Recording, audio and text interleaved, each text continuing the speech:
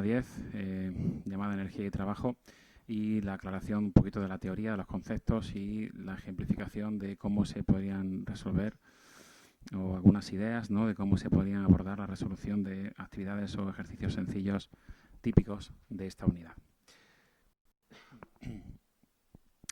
Vamos a ver pues el concepto de energía, las energías cinética y potencial dentro de esta, la energía potencial de tipo gravitatorio y energía potencial elástica, la energía mecánica, el trabajo, el teorema de conservación de la energía cinética, también llamado teorema de las fuerzas vivas, y la conservación de la energía o el principio de conservación de la energía mecánica. Bueno, la energía que ya se ha visto en otros cursos, pues la entendíamos como la capacidad, ¿verdad?, que tienen los objetos o los cuerpos o las personas, ¿no?, para poder producir cambios o transformaciones en ellos mismos o en otros cuerpos, ¿no? A mayor capacidad de transformación o de cambio, mayor energía posee ese objeto. La energía es algo que poseen los objetos, ¿vale? Las sustancias, los cuerpos o las personas. No es el trabajo o el calor, que son energías en tránsito, que se comunican, sino que son energías que se poseen, ¿no? Vamos, a las que nos referimos más abajo como tipos de energía, ¿no? También, obviamente, son energías, un calor y un trabajo, pero son energías en tránsito, ¿no? Pero cuando hablo de tipos de energía me refiero a energía que tenemos, ¿no?, o para diferentes objetos o cuerpos. Y bueno, la energía al final un poco es lo mismo, solo que se le pone una serie de apellidos para, bueno, según cómo se expresa o cómo se observa, pues catalogarla, ¿no? Así hablamos de energía cinética si tenemos algún movimiento o alguna velocidad diferente de cero. Energía potencial si hablamos de pues la pertenencia de un objeto dentro del seno de un campo, digamos, ¿no?, de campo gravitatorio, por ejemplo.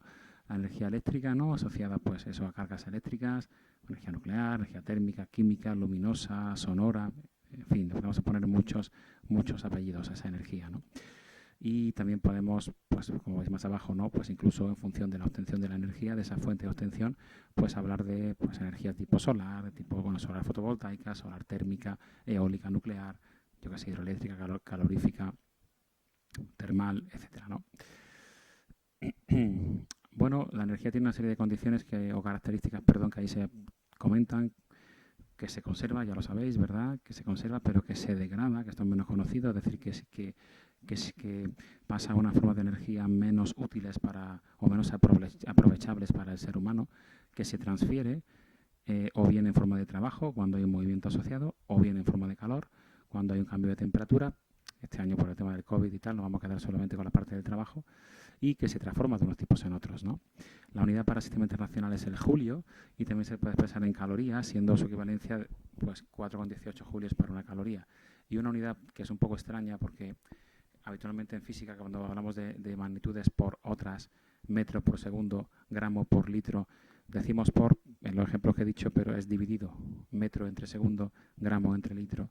En cambio, la unidad kilovatio por hora es realmente kilovatio multiplicado por hora, y por eso también se expresa aquí o se indica. Es un ejemplo de unidad de energía y su equivalencia es pues 1000 vatios que hay en una hora y 3600 segundos que hay en una hora, pues 3,6 por 10 elevado a 6 julios. La energía cinética debéis saber que se calcula como la mitad del producto de la masa del objeto por la velocidad al cuadrado. Por tanto, es directamente proporcional a la masa, pero no es directamente proporcional a la velocidad. Cuidado con hacer ejercicios con reglas de 3 para la velocidad. Si un móvil lleva 1 metro por segundo y ahora lleva 2 metros por segundo, no lleva el doble de energía, sino el cuádruple de energía. Entonces, cuidado con esto, ¿vale? Es una magnitud escalar como todas las energías y cualquier objeto tendrá energía cinética si tiene una velocidad distinta de cero. Si está en reposo, por tanto, no tendrá energía cinética y siempre será positiva, como es obvio, ¿no? La energía potencial se puede dividir en dos subtipos, aunque la más habitual y a la que más nos referimos es a esta. La energía potencial de tipo gravitatorio. Es tan común referirnos a esta que generalmente la energía potencial se pone, a veces no se le pone esa G, ¿no? Se deja EP y nos referimos a la gravitatoria. Y es un poco la que se entiende por el almacén que generaría ese objeto cuando está sometido a una fuerza de tipo gravitatorio, ¿no?, como la Tierra, ¿no? Pero podría ser la de un satélite o otro planeta diferente, ¿no? Depende de la altura a la que se encuentre el objeto y también de la masa o del peso, ¿no?, el producto masa por gravedad, ¿no? De modo que un objeto, si se encuentra a una altura distinta de cero, pues tendrá una energía potencial positiva, gravitatoria, y si pues es cero no la tendrá, claro, no tendrá esa energía potencial gravitatoria. Esto, los que estudiéis el año que viene en segundo de bachillerato física, cambiaréis totalmente el concepto de energía potencial gravitatoria, porque ya no se tomará como referencia el nivel del suelo, sino que se tomará una distancia infinita y la energía potencial tomará valores negativos, pero eso será en otro curso para el que lo tenga o la que prefiera y decida continuar por ahí con sus estudios. De momento aquí vamos a hablar de este modo para esta energía potencial, que es el abordamiento clásico del nivel cero de energía potencial gravitatoria para el suelo. Es que este nivel se puede cambiar, ¿eh? Se puede cambiar.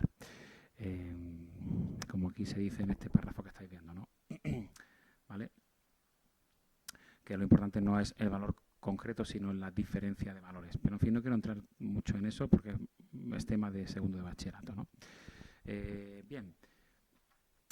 También podemos hablar de energía potencial elástica. ¿Cuándo tendremos esta energía potencial elástica? Cuando tengamos un objeto tipo muelle, una goma elástica, un objeto con características elásticas. Si esto sucede, tendré energía potencial elástica. ¿Y a qué será igual la energía potencial elástica? A un medio de la constante elástica por la elongación al cuadrado. La elongación solíamos ponerla en la ley de Hooke como delta X. Podéis seguir manteniendo el delta X, pero también se pone la X a veces por comodidad. Pero insisto, esa X no es la longitud del muelle, ni la inicial, ni la final, es la distancia, o la diferencia, mejor dicho, de la longitud final menos la inicial, es decir, lo que se alarga, se estira, o se elonga, queda mejor, digamos, ¿no? O se acorta el muelle o el objeto elástico. Entonces, ¿podemos tener energía potencial elástica sí y de tipo gravitatorio no? Claro, un muelle, un objeto asociado a un muelle que está en el suelo. ¿Podemos tener energía potencial de tipo gravitatorio? Sí, pero no elástica. Sí, un objeto que no sea un muelle, una pelota que va volando por el aire.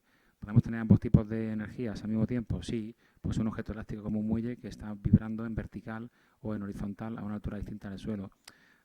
¿Podemos no tener ningún tipo de energía potencial elástica ni gravitatoria? Sí, si no hay ningún objeto elástico y el objeto que tengo está sobre el suelo. O sea que todas las casuísticas se pueden dar, pero un poco aquí lo vamos a hacer por separado. Ejercicios para calcular energía potencial de tipo solo gravitatorio o solo elástica, ¿no? O sin ninguna de las dos, ¿no?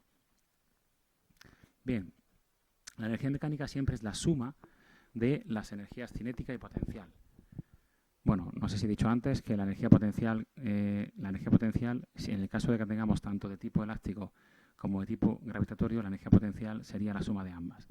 Bien, la energía mecánica es la suma siempre de la energía cinética y la energía potencial, sea de tipo gravitatorio o elástica o de ambas, todo eso junto, ¿no?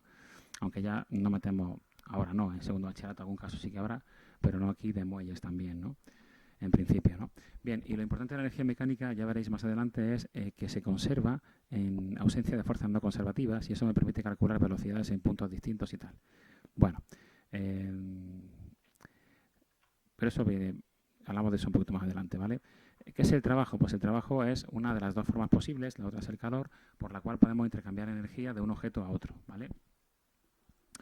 Y es un intercambio o transferencia de energía cuando hay una fuerza asociada a ese desplazamiento y con una serie de condicionantes que ahora vamos a comentar, ¿vale?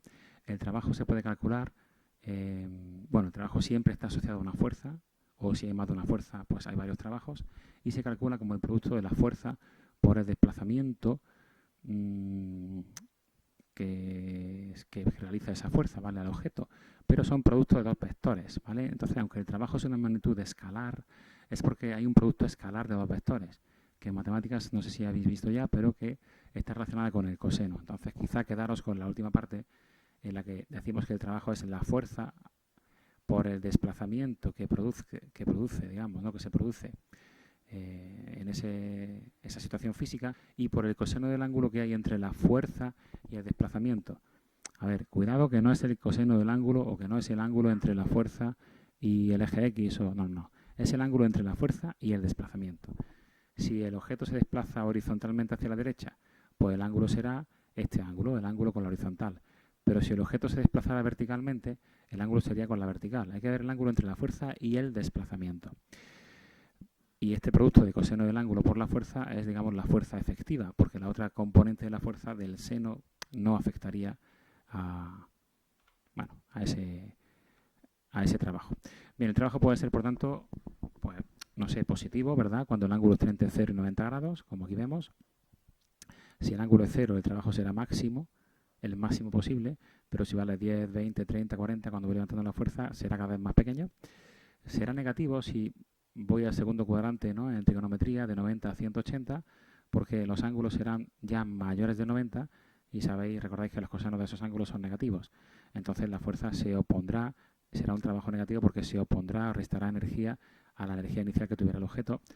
Si fuera exactamente de valor 180 grados, pues tendría una oposición completa, un trabajo máximo, digamos, negativo, de oposición máximo, ¿no? Es decir, para 0 grados es un trabajo máximo, ¿no?, un trabajo máximo total, coseno de 0 vale 1.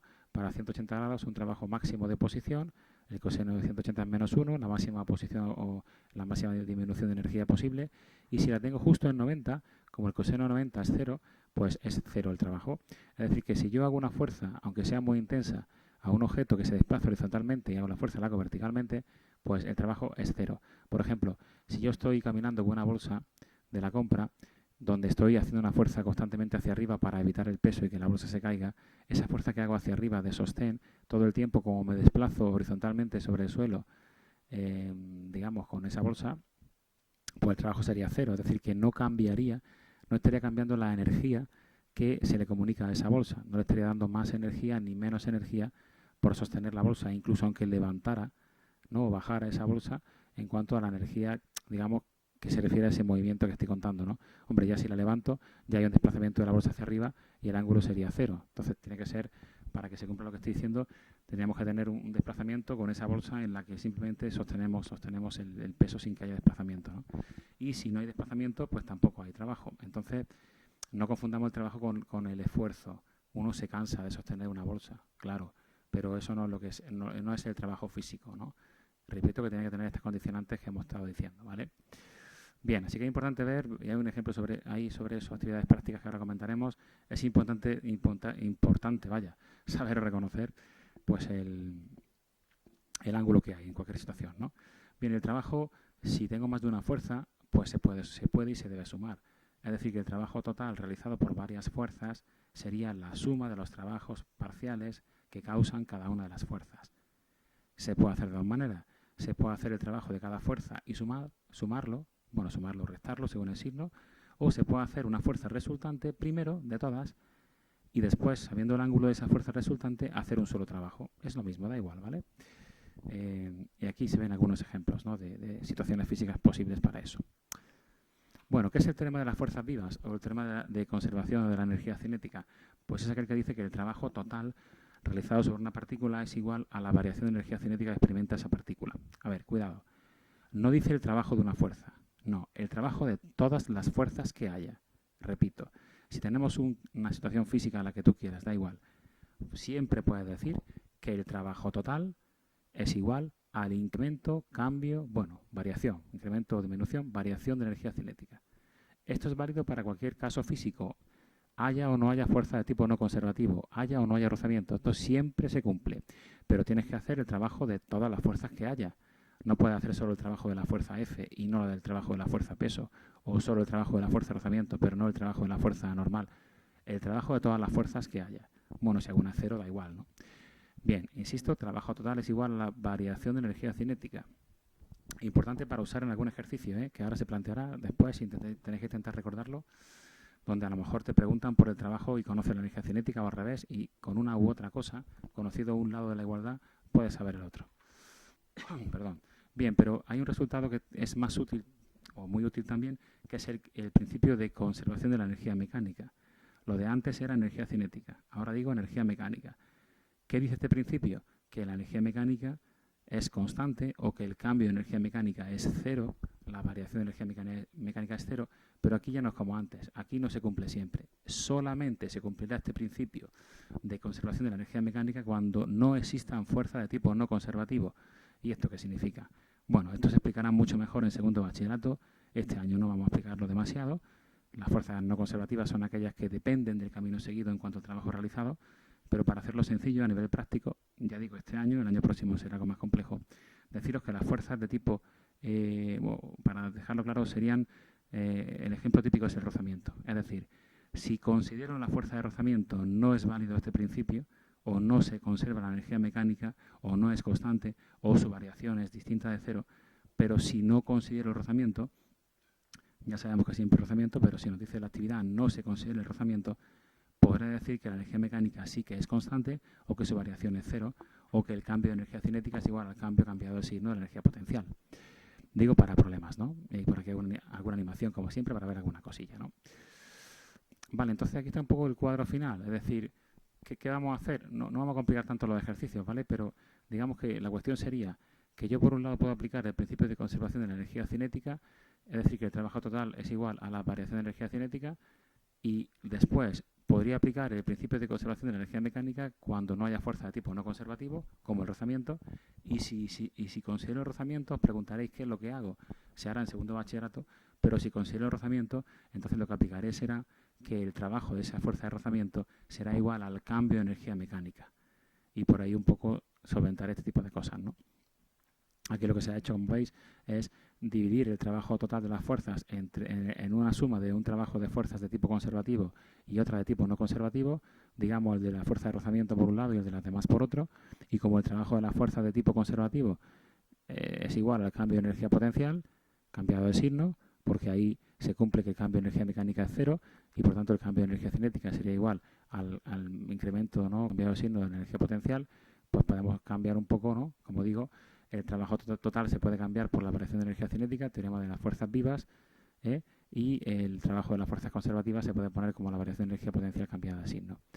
Y esto me lleva un poco pues a ver que ese trabajo de las fuerzas no conservativas, pues digamos, sería el cambio de energía mecánica, ¿no? Fijaros cómo efectivamente la variación de energía potencial cambiada de signo es igual a la variación de energía cinética, ¿no? O aquí también lo veíamos en el teorema anterior. Bien. El hecho de cambiar este trabajo de fuerzas conservativas por la variación de energía potencial cambiada de signo es porque aquí explica para esa parte conservativa el principio de conservación de energía mecánica. Bueno, ya está. No quiero complicarme más. Este año no se va a hacer ninguna actividad. Ahora veréis sobre fuerzas de rozamiento de tipo no conservativo. Así que vais a poder aplicar con bastante facilidad el principio de conservación de la energía mecánica. Y en caso de que hubiera un rozamiento, pues el principio de conservación de la energía cinética, ¿no?, que se cumple siempre. Bien, pues veamos alguna actividad o algún ejercicio sobre de los que se han planteado, ¿no? Un poquito alguna idea de cómo resolver estas cuestiones, ¿no? Bien, pues el primer ejercicio dice que se calcule la energía cinética de un automóvil cuando han pasado 5 segundos, sabiendo que arranca desde el reposo y tiene una aceleración de 3 metros por segundo al cuadrado. Bueno, ya sabéis que la energía cinética es igual a la masa por la velocidad al cuadrado dividido entre 2, ¿no? Entonces, la masa la tengo, 1000 kilos, pero la velocidad no la sé. Bueno, pues si te dicen que parte de reposo y con aceleración 3 metros por segundo cuadrado al cabo de 5 segundos, recordad que la velocidad se puede calcular para este movimiento acelerado como la velocidad inicial, que es 0, más la aceleración por el tiempo, 3 por 5 son 15, ya tengo la velocidad y eso al cuadrado, ¿no?, por 1000 entre un medio, pues me dará el valor, digamos, correspondiente, ¿no?, si no hay ningún error en los resultados que por ahí se plantean, ¿no? Bien. Vale.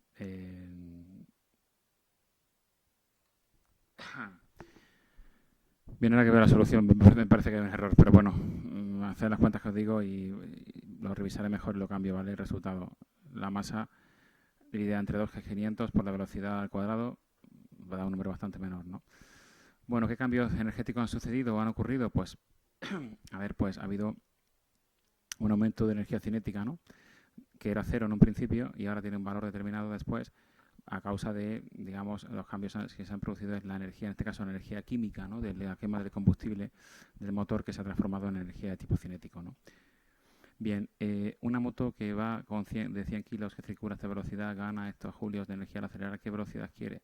Bueno, pues teníamos que ver, en primer lugar, la energía que tendría al principio, ¿no? Es decir, si va a esta velocidad, la metros por segundo, ¿no?, que serían 20 metros por segundo.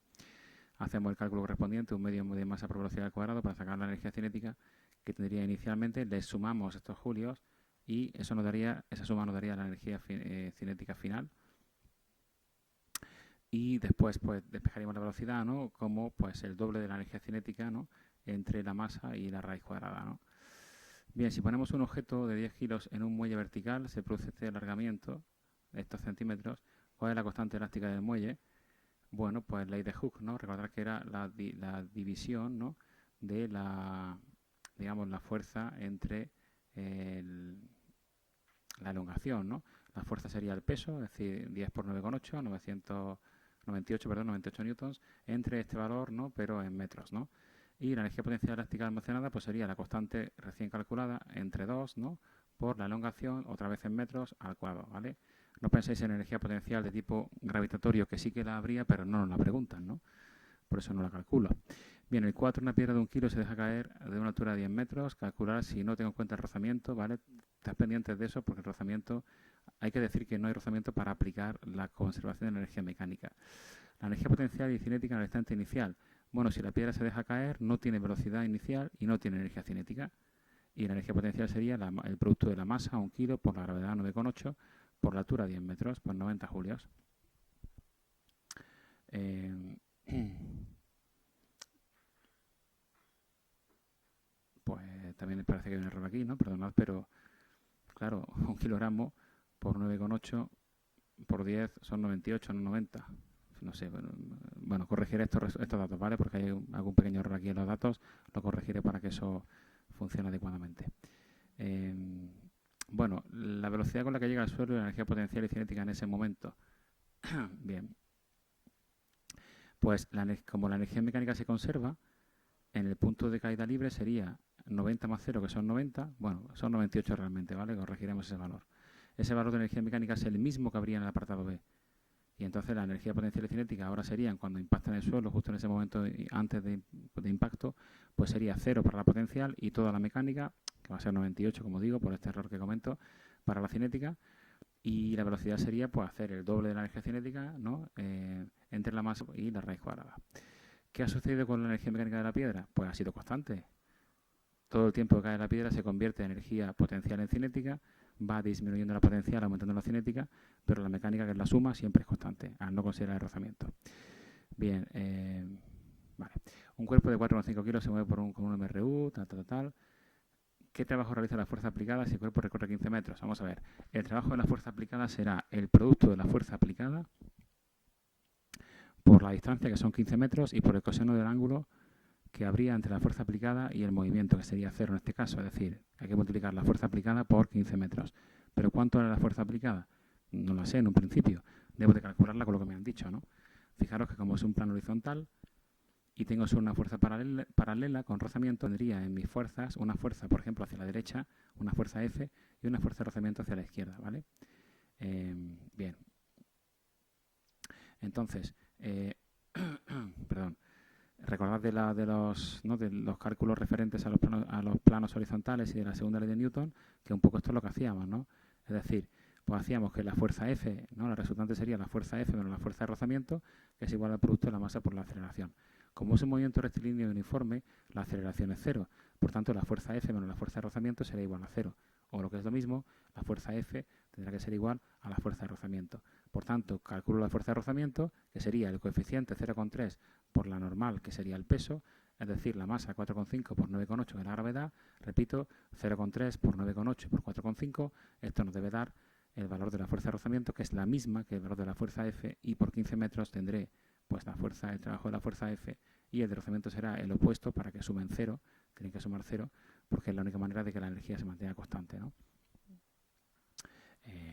O si quieres también puedes aplicar la definición para la fuerza de rozamiento como el trabajo, como la fuerza de rozamiento por los 15 metros, que es la distancia, por el coseno de 180 grados en este caso, que el coseno de 180 es menos 1.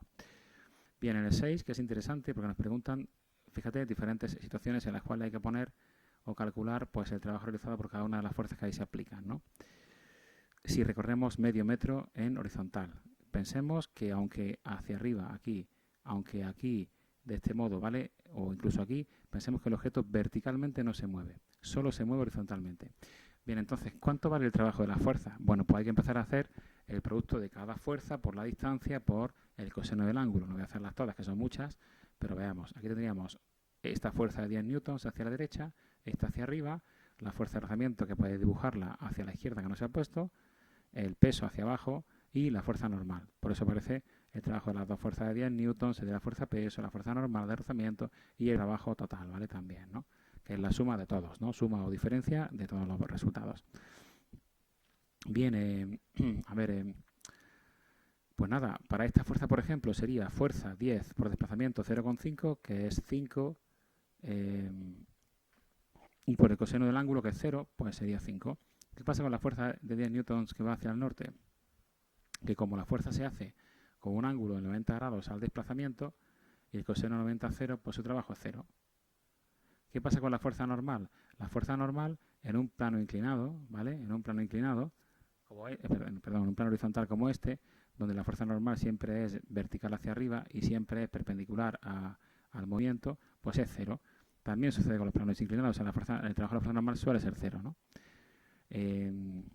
Vale, pues 0.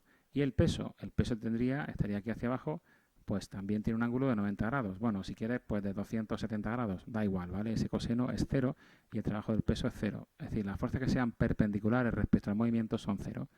Pero el trabajo de la fuerza de rozamiento no es 0. Sería la fuerza de rozamiento, que sería el coeficiente 0,2 por la normal, ¿no?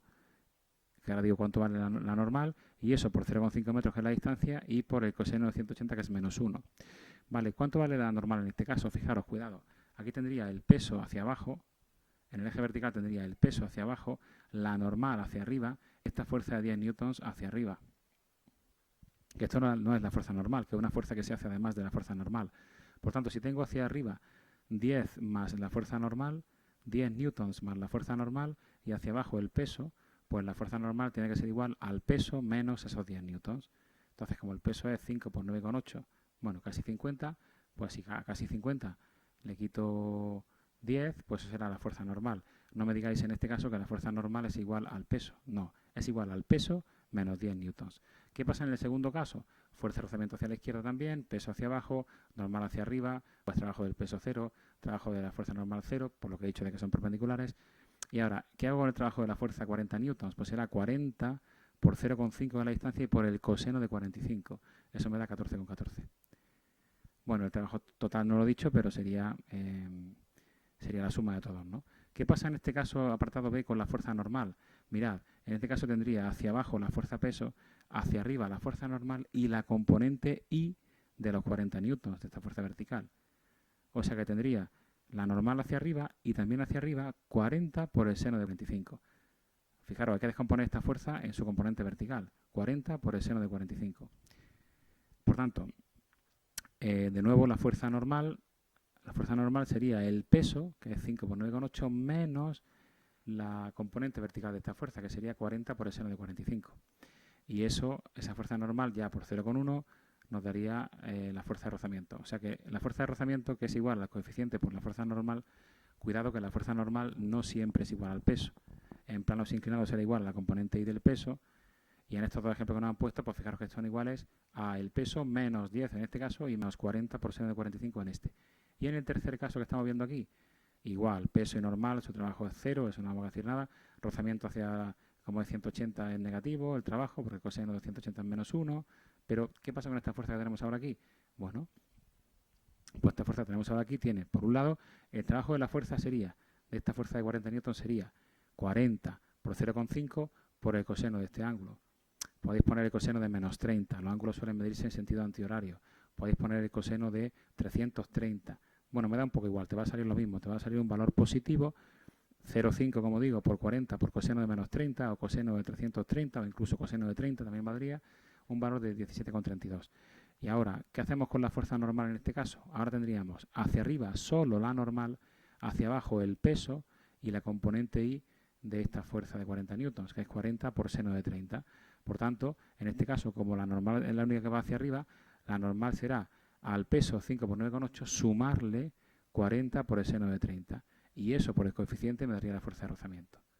Y eso, 0,5 y por el coseno de 180, que es menos 1, me daría el trabajo de la fuerza de rozamiento. Y la suma de todo el trabajo total, ¿no? Por tanto, en estas situaciones que estáis viendo, pues están habiendo, ¿no? Se está afectando, digamos, el objeto. En la primera no, porque era una fuerza vertical, por tanto el trabajo es 0, pero aquí hay una componente que afecta a ese, digamos, afecta a la parte horizontal y también y aquí también, y en los tres casos la componente vertical, aquí es toda, aquí hay una parte y aquí hay una parte, de estas fuerzas de 10, 40, 40 afectan al cálculo de la normal, que a su vez afecta al rozamiento y por tanto al trabajo de rozamiento o al trabajo total. ¿Vale? Bien. Venga, el 7. Un cuerpo de 2 kilos está en un plano inclinado de 30 grados ascendiendo y con una fuerza de 15 newtons con una fuerza paralela al plano.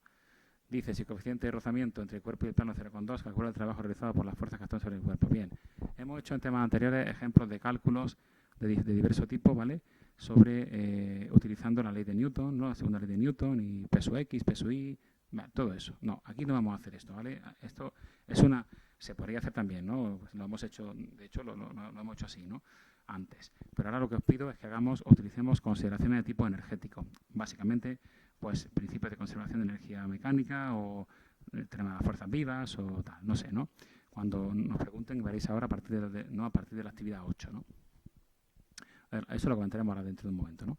Pero en este caso, digamos, nos preguntan por el trabajo y sí que se parecen, ¿no? Estos ejercicios que hemos hecho 6, por ejemplo, o este 7 se parece un poco, ¿no?, a lo que hacíamos en dinámica. Pero bueno, es calcular trabajo, que es una energía, ¿no? Bien, lo que nos preguntan, ya yendo un poco al ejercicio en sí, el 7, es que se calcule el trabajo de las fuerzas que actúan sobre el cuerpo. Bien, como es un plano inclinado, pues tendré varias fuerzas, ¿no? Tendré, vamos a ver, la fuerza peso, que se haría el producto, ¿no?, de la fuerza, bueno, el peso es 2 por 9,8, ¿verdad? La masa por la gravedad, pues 19,6 en este caso, 19,6 newtons, por la distancia que son 10 metros, pues 196, ¿no? En este caso julios, ¿vale? Y por el coseno del ángulo, ¿vale? Que habría, cuidado, el coseno del ángulo que hay entre el peso y, y el desplazamiento. Claro, no es muy fácil de ver, digamos que no es muy fácil de ver porque habría que dibujarlo y todo eso, pero no es el ángulo 30 grados, no, es el ángulo que habría entre el peso y la fuerza de desplazamiento, y el desplazamiento. Vale. Bueno, si lo dibujáis, como digo, que no es fácil de verlo sin dibujarlo, el ángulo que, digamos, hay entre el peso y el desplazamiento es 120 grados. Y el coseno de 120 grados es igual que el seno de 30. Por razones trigonométricas, por lo tanto, nos quedaría 196 entre 2, 98. 98, ¿no?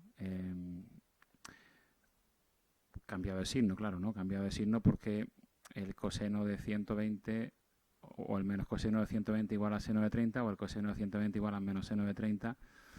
Pero digamos que es un poco más complejo verlo, creo, aunque se pueda entender, verlo así a verlo del siguiente modo. También puedo hacer lo siguiente, y es descomponer la fuerza peso en peso X y peso Y, como hacíamos en dinámica, calcular el trabajo de la fuerza peso X y de la fuerza peso Y por separado y sumarlo.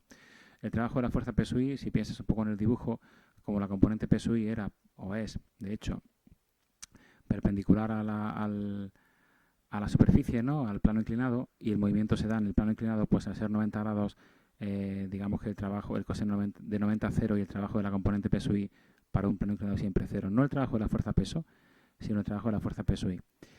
Y ahora, para la componente peso X, que siempre iba en la misma dirección que el plano inclinado, pero con sentido siempre hacia abajo, ¿vale? Como en este caso hay un ascenso hacia el plano, pues el ángulo sería de 180. Es como decir que la componente que del peso frena esa subida o ese ascenso del objeto. Entonces el trabajo de la fuerza peso X sería peso X por el desplazamiento que es 10 metros y por el coseno de 180, que es menos 1. ¿Y cuánto era peso X? Recordemos, el peso masa por gravedad por el seno, no el coseno, sino por el seno del ángulo. 2 por 9,8, que son de 19,6.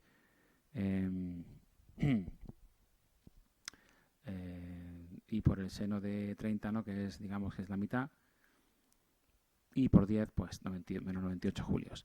Entonces, o bien como el peso completo, con esos 120 grados que he dicho, algo más complicado de ver, o casi más fácil, lo haces para peso Y, que va a ser 0, y lo haces para peso X, que es como decir que el trabajo de la componente peso X es igual al trabajo de la fuerza peso. Bien, y la fuerza F, pues la fuerza F sería 15 newtons, ¿no?, por 10, que son 150, y por el coseno de 0, que es 1, pues 150 julios. Y el trabajo de la fuerza normal, también en el caso de un plano inclinado, es 0, porque sigue siendo perpendicular al desplazamiento. Y el trabajo de la fuerza de rozamiento, pues sería la fuerza de rozamiento por la distancia de 10 metros por el coseno de 180, que es menos 1, por eso el signo menos. ¿Y cómo se calcula aquí la fuerza de rozamiento? Pues como el coeficiente 0,2 por la fuerza normal. Y en este caso la fuerza normal es igual a la componente I del peso, que era el peso, es decir, masa por gravedad, 2 por 9,8 y por el coseno, no el seno, de 30 grados, que estaría aquí. Todo lo sumo y me da el trabajo total. Bien, ¿cómo se aplican los ejercicios? Ya terminamos de la conservación de energía cinética, energía potencial, energía mecánica y tal. Bien, pues del siguiente modo, es decir, vamos a ver un poco las cuestiones concretas, ¿no? Pero nos dice que tenemos un coche que se desplaza por una carretera plana y sin rozamiento y acelera a velocidad de 25 metros por segundo. ¿Qué energía cinética poseería inicialmente? ¿Y qué trabajo realizaría el motor cuando aumenta su velocidad? Bueno, bien, pues,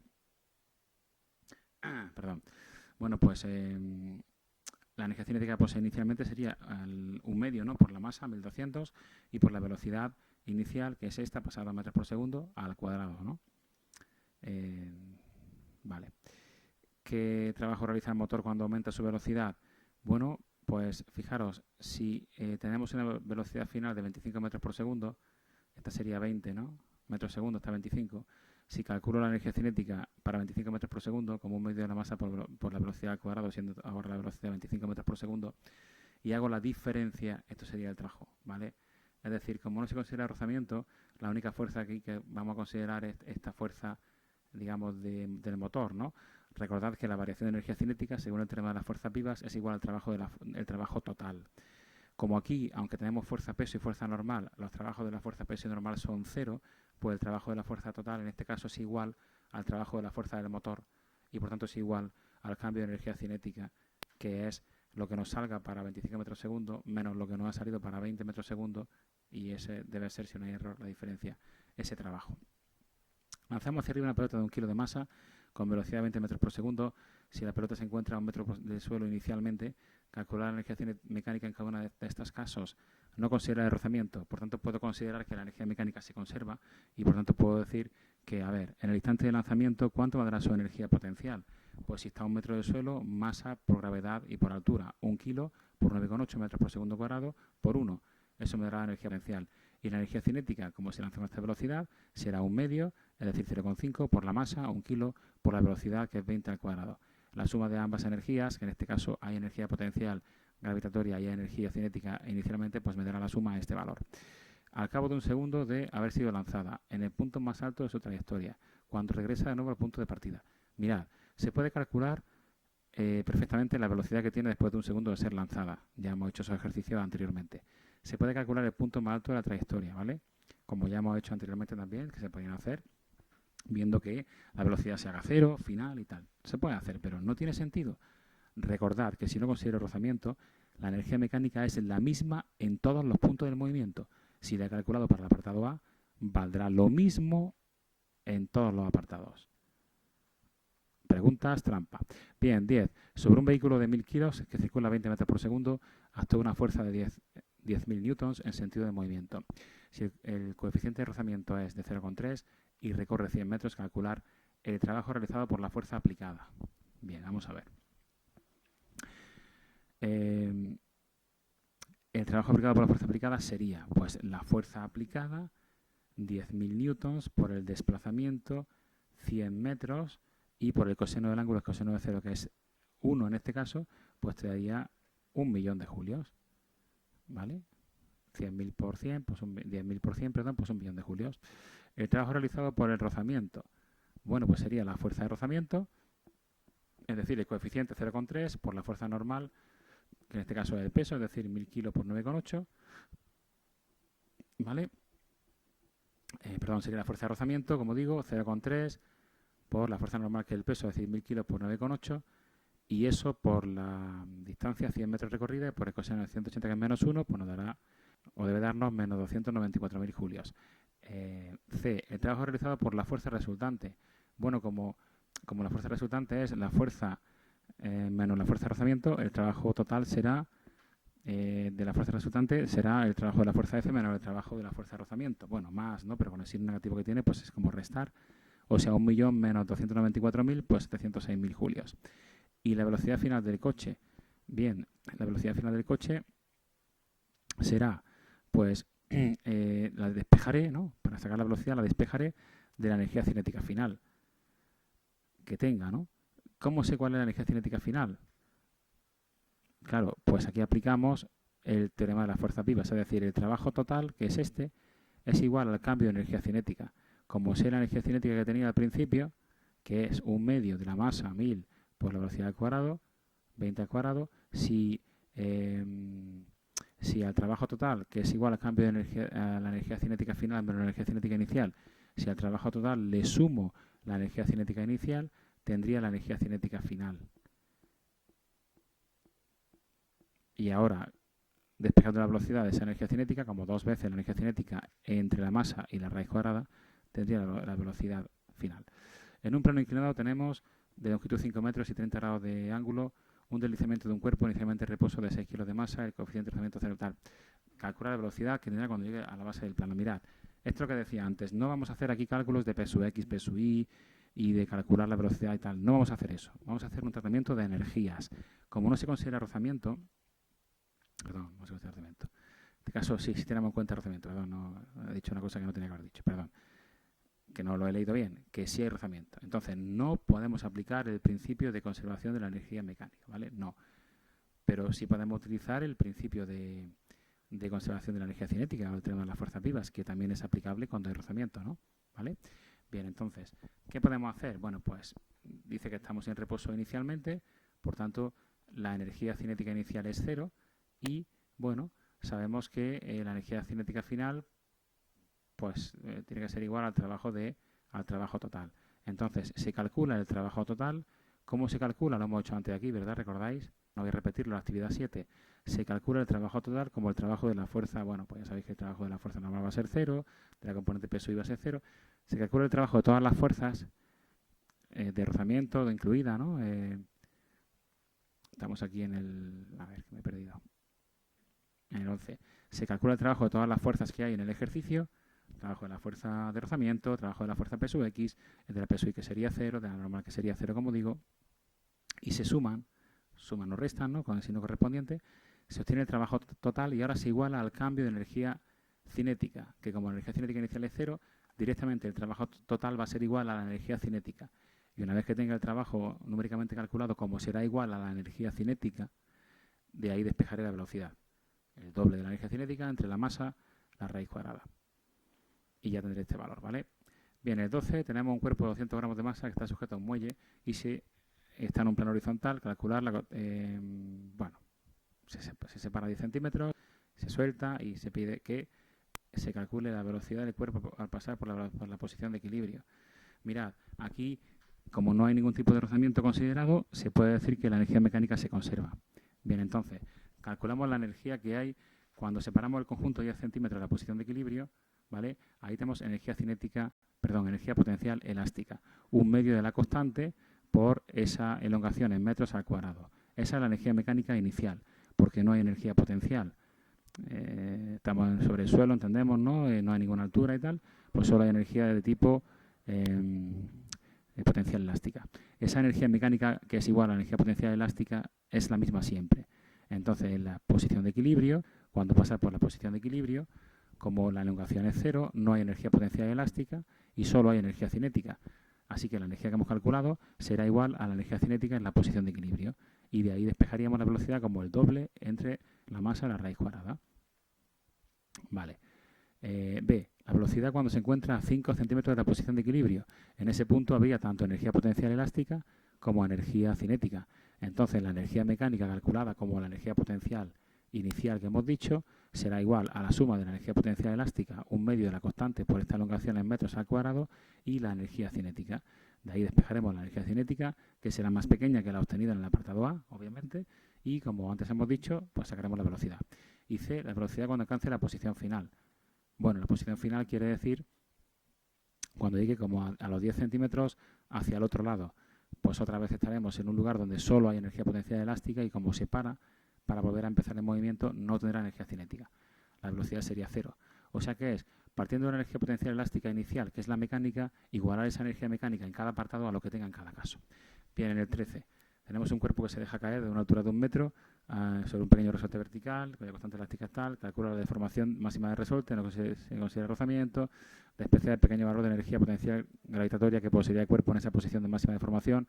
Vale, es verdad que si tenemos un objeto en vertical y de forma un muelle cambia un poco la posición, cambiaría la energía potencial de tipo gravitatorio, pero eso no vamos a tenerlo en cuenta, ¿vale? no tengamos en cuenta, digamos, la energía potencial de tipo gravitatorio. Entonces, ¿qué haríamos? Pues diríamos, la energía mecánica, que al principio sería, fijaros, la correspondiente a la energía potencial de tipo gravitatorio, 0,5 kilos la masa por gravedad, 9,8 por la altura 1 metro, se suelta ese cuerpo sin velocidad inicial, esa energía, repito, 0,5 por 9,8 y por 1, que es la energía potencial de tipo gravitatorio al principio, es la energía mecánica, esa es la que hay en todos los puntos, y cuando se comprima de lo máximo posible ese muelle, también será energía mecánica. Luego esa energía que he calculado así, diré que será igual a la energía potencial elástica, que es la única que habría en el punto de máxima compresión. Ya separaría del cuerpo, no habría energía cinética, no habría energía potencial, digo gravitatorio porque cuando se considera, y solo habría energía potencial elástica. Así que repito, hacemos 0,5 por 1 y por 9,8 y esa energía mecánica la igualo a un medio de la constante por la deformación al cuadrado.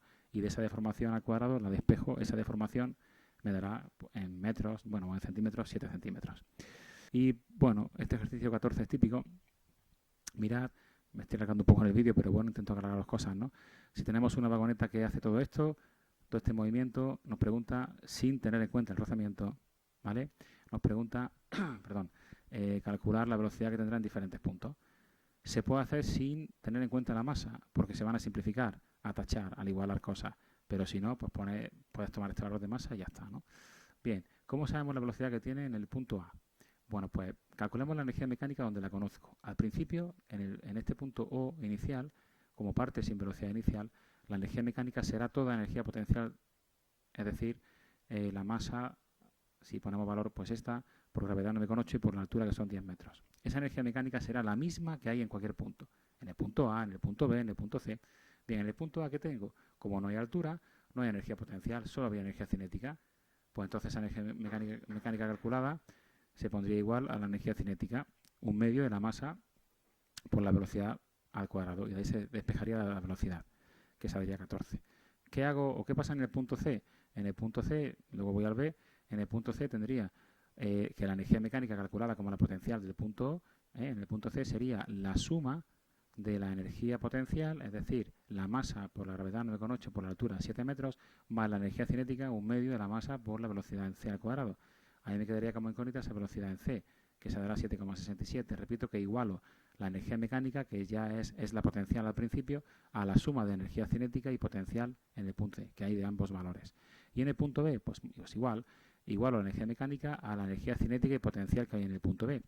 La energía cinética, pues me servirá para despejar la velocidad, y la energía potencial, si os fijáis que el radio es 2 metros, pues precisamente sería eso, ¿no? Esta altura sería 2 metros. Luego sería la masa por la gravedad por 2 metros, ¿no? Bien, y por último, apartado 15 dice que tenemos un plano inclinado, 2 metros de longitud, 30 grados de inclinación, se deja caer un cuerpo sin rozamiento otra vez, para que podamos decir que la energía mecánica se conserva, de medio kilo, al que se le imprime una velocidad inicial de 1 metro por segundo. Calcular la velocidad con la que llega a la base del plano y si al llegar a la superficie choca contra un muelle, ¿qué distancia se comprimirá? Bueno, vamos a ver. ¿Cómo sabemos la velocidad con la que llega a la base del plano? Bien. Fijaros que antes hemos hecho uno en el que se consideraba el rozamiento. Y lo que hicimos fue calcular el trabajo total para igualarlo al cambio de energía cinética. Ahora, como aquí no se considera rozamiento, podemos aplicar que la energía mecánica se conserva, que es mucho más sencillo. Calculemos la energía mecánica al principio, en lo alto del plano. Como se suelta, se desliza o sin velocidad inicial. No, perdón. Sí que tiene velocidad inicial. Pues entonces, como tiene velocidad inicial, la energía mecánica al principio sería la energía cinética, un medio de la masa por la velocidad, que es 1 al cuadrado, y más la energía potencial, que sería pues la masa, ¿no?, por la gravedad y por la altura. En este caso no nos dan la altura, nos dan la longitud del plano, ¿vale? La longitud del plano inclinado. Pero en fin, recordad un poco de trigonometría, ¿no?, digamos, ¿no?, que la longitud del plano sería la hipotenusa del triángulo rectángulo, ¿verdad? Y la altura sería pues el cateto opuesto al ángulo.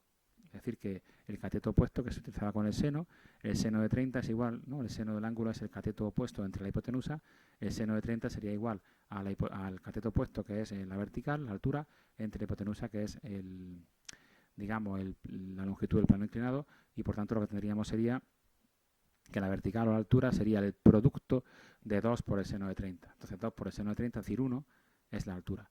Bueno, pues hacemos, como digo inicialmente, que un medio de la masa por la velocidad inicial, que es 1 al cuadrado, más la masa por la gravedad por la altura, que sería 1 metro, es la energía mecánica que hay al principio y la energía mecánica, por tanto, que hay en todo el movimiento.